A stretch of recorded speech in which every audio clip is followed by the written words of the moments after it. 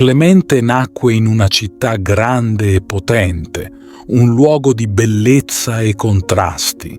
Da giovane imparò ad amare la fede dei suoi genitori, una fede antica che gli dava forza e serenità. Ma nel suo cuore sentiva che mancava qualcosa, una luce che ancora non conosceva. Quando un giorno arrivò in città un uomo che parlava di un amore eterno e di un regno di pace, Clemente ascoltò con tutto se stesso. Questo uomo era Pietro, l'apostolo di Cristo, e le sue parole cambiarono la vita di Clemente per sempre. Divenne suo discepolo, dedicandosi con tutto il cuore a seguire l'insegnamento del Vangelo. Il suo spirito era puro, il suo cuore coraggioso e presto divenne una guida per molti. Quando Pietro lo consacrò sacerdote, Clemente sentì un calore nuovo in sé, come se il cielo lo avesse abbracciato. Ma il cammino di Clemente non era fatto solo di luce. Dopo la morte di Pietro, il popolo voleva che fosse lui a guidare la Chiesa. Clemente, però, si riteneva troppo umile per un compito così grande e chiese che altri venissero scelti prima di lui. Solo dopo molte insistenze accettò quel peso. Divenne una guida zelante, un padre amorevole, sempre pronto a proteggere i suoi figli spirituali. Clemente non era solo un uomo di fede, ma anche un pastore che si prendeva cura di chi soffriva. Durante le persecuzioni si spese con tutto se stesso per sostenere i cristiani, consolando chi aveva paura e incoraggiando chi vacillava. Le sue parole erano come miele per i cuori feriti, la sua presenza come un rifugio sicuro.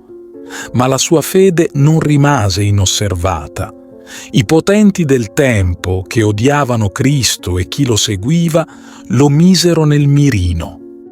Un giorno fu arrestato e condannato ai lavori forzati. Mandato in un luogo desolato, tra rocce e polvere, Clemente trovò tanti altri cristiani ridotti alla schiavitù. Erano affamati, stanchi, assetati, ma soprattutto privi di speranza. Clemente, con il cuore pieno di amore, si mise a pregare. Sentì una forza dentro di sé, una voce che diceva di non temere. Poco dopo un angelo apparve e gli mostrò un luogo. Quando Clemente e i suoi compagni andarono là, dal terreno arido sgorgò acqua limpida e fresca. Era come se il cielo avesse risposto al loro grido di dolore. Tutti bevvero e si sentirono rinati.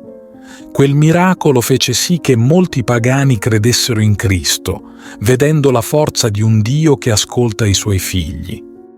Ma la storia di Clemente non finì lì. La sua fede incrollabile fece infuriare chi lo voleva muto e sconfitto. Un giorno lo condannarono a morire in mare. Lo legarono a un'ancora pesante e lo gettarono nelle acque profonde.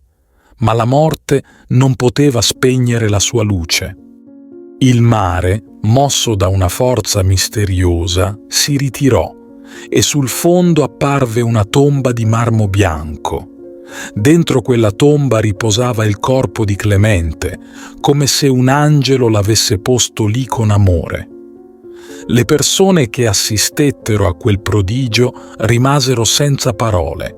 Molti, vedendo quella scena straordinaria, capirono che Clemente non era stato sconfitto. La sua vita era un canto di fede che continuava a risuonare. Ancora oggi il suo nome porta speranza. La sua storia ci ricorda che l'amore e il coraggio possono vincere ogni oscurità. Clemente è il testimone di un Dio che non abbandona i suoi figli, neppure nei momenti più bui. Chiunque ascolti la sua storia sente nel cuore un calore, una promessa di vita eterna e di pace senza fine. Ti invito calorosamente a iscriverti al nostro canale per darci supporto e permetterci di continuare a creare nuovi video che condividono storie ed esperienze ispiratrici. La tua iscrizione è un prezioso sostegno che ci motiva a condividere più contenuti di valore e a diffondere messaggi di speranza, fede e crescita personale. Grazie di cuore.